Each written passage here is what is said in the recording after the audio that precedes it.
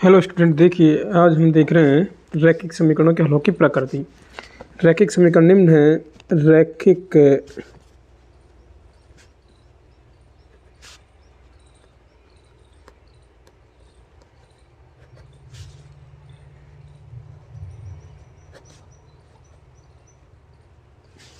यह है रैखिक समीकरण के व्यापक रूप मैंने यहाँ पे लिख दिए।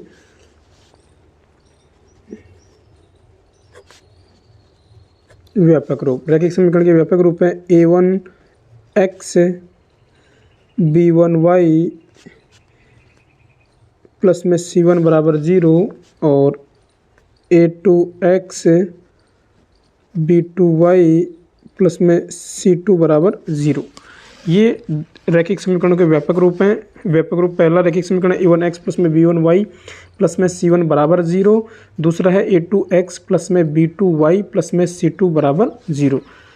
अब ये दो हो गए। अभी इनकी हलों की प्रकृति जानने के लिए अपन कंडीशन नंबर 1 होती है,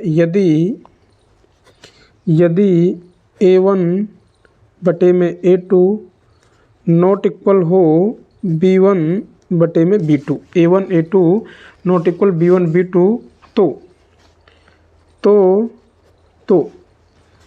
तो प्रतिच्छेदी रेखा।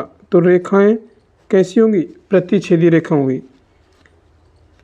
अगर a1 a2 not equal to b1 b2 हो तो रेखाएं प्रतिच्छेदी होंगी। तो प्रतिच्छेदी रेखाएं होंगी। रेखाएं इस प्रकार से ये ऐसे होंगी।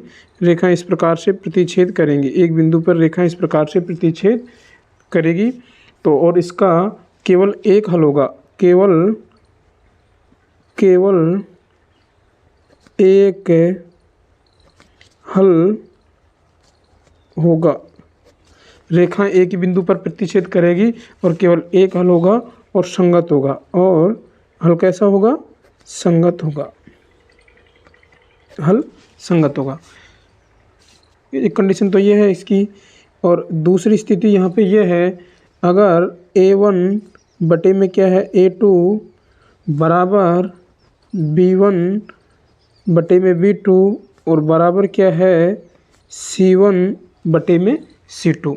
तो रेखाएं कैसी होंगी? रेखा एक रेखा है और इसी के प्रत्येक बिंदु को छूती हुई एक रेखा इसके ऊपर से और जाएगी। तो ये रेखाएं कैसी होंगी? संपाती होंगी। रेखाएं कैसी होंगी? संपाती। रेखाएं संपाती रेखा होंगी। और इसके हल कितने होंगे? अनेक हल होंगे। अनेक हल होंगे। हल कितने होंगे इसके? अनेक हल होंगे। a1 a2 बराबर b1 b2 बराबर c1 c2 है। तो रेखाएं संपाती होंगी। एक रेखा है और उसके ऊपर से दूसरी रेखा गुजरेगी प्रत्येक बिंदु को छूती हुई। तो ये हो गया संपाती रेखा होगी और इसके अनेक हल होंगे। अनेक हल होंगे। और हल कैसे होंगे? संगत होंगे। हल कैसे होंगे? संगत होंगे। हल संगत होंगे।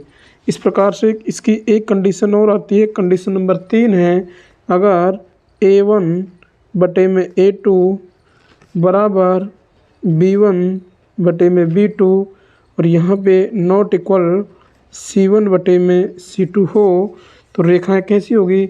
रेखाएं समानांतर होगी। इस प्रकार से होंगी रेखाएं। ऐसे समानांतर रेखाएं होंगी। रेखाएं समानांतर होंगी। ऐसे वो कहीं पर भी एक दूसरे को प्रतिच्छेद नहीं करेंगी। रेखाएं कैसी होगी? समांतर रेखाएं होंगी। रेखाएं कैसी होगी? समानांतर रेखाएं होगी। और कोई हल नहीं होगा। कोई हल नहीं होगा। कोई हल नहीं होगा। रेखाएं समानांतर होगी। इस प्रकार से a1 a2 बराबर b1 b2 not equal c1 c2 है। तो रेखाएं समानांतर होंगी। कोई हल नहीं होगा। और कोई हल नहीं होगा तो हल कैसे होंगे? असंगत। हल कैसे होंगे? असंगत। हल असंगत होंगे।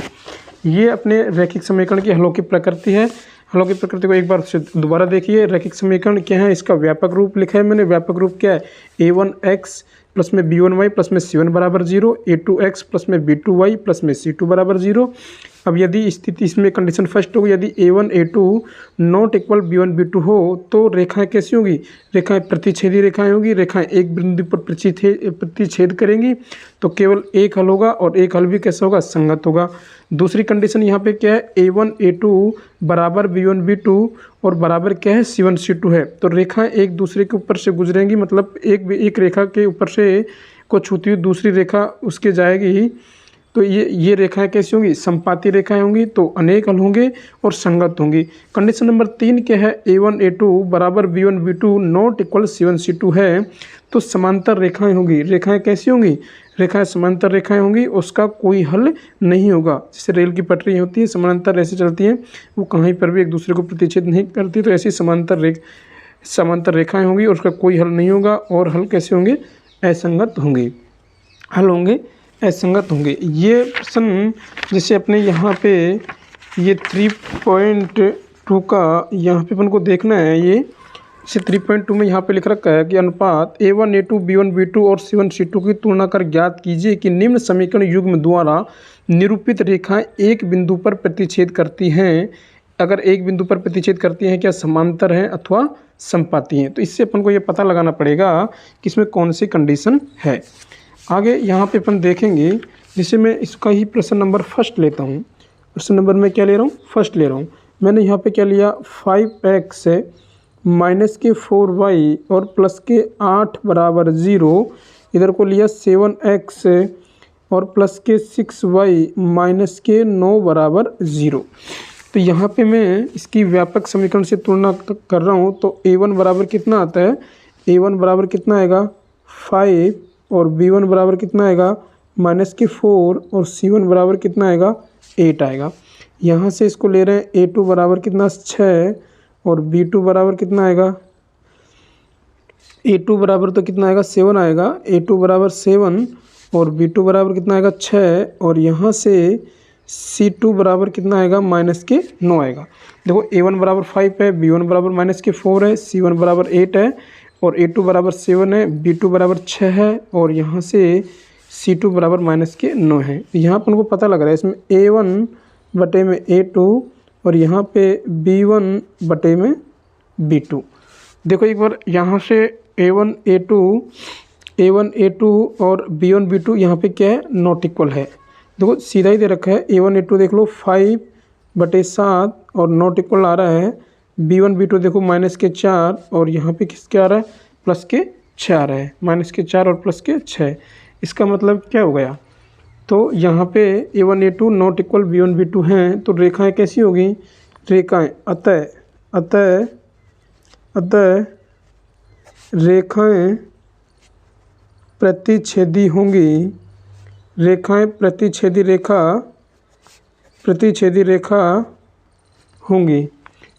रेखा होंगी। रेखा इस प्रकार से एक बिंदु पर प्रतिच्छेद करेंगी और केवल एक हल होगा, केवल एक हल होगा और हल कैसा होगा, संगत हल होगा। हल कैसा होगा, संगत होगा। तो यहाँ पे इसने यही बात पूछी थी कि यहाँ पे कि रेखाएं प्रतिच्छेद करती हैं अथवा समांतर है अथवा संपाती है। तो रेखाएं प्रतिच्छेद करती हैं अतः रेखाएं प्रतिच्छेदी रेखाएं होंगी, तो केवल एक हल होगा और वह भी हल कैसा होगा, संगत होगा। इस प्रकार से आपके ये प्रश्न नंबर इसके दूसरे के 2 और 3 भी आसानी से हो जाएंगे।